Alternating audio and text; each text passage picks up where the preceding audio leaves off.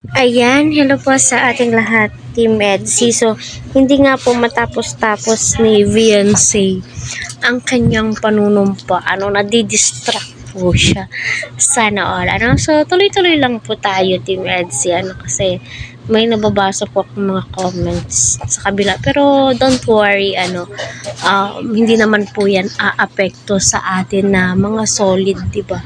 So, ganito man, fast forward po tayo, dito nga po ay tila nagkakasundo na po itong si Edu at saka si Viancy at may mga private messages na po din sila, sana all na sila lamang po ang nakakaalam at nagkakaintindihan na po, bilang viewers at supporters.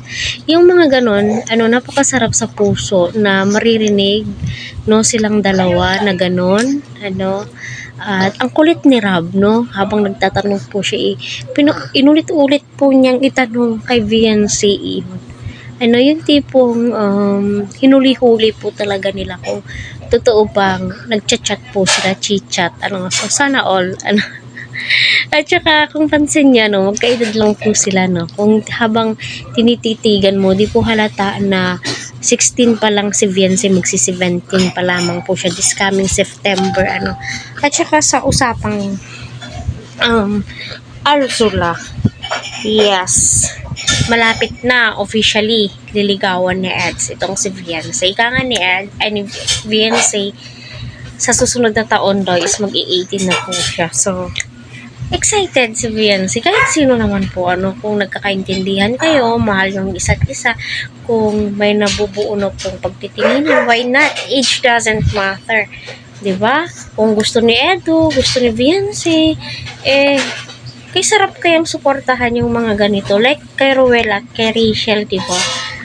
Naging sila talaga, Inantay talaga ni Ruel na mag-18 itong si Rachel, 'di ba? So isang taon mahigit yung paghihintay niya, 'di ba? So nagbunga, 'di ba? At naway ganun din po si Edu, makapag-antay siya. Alam niyo naman, medyo may edad na din po si Eds. So baka si Viancy na po talaga yung babaeng para sa kanya.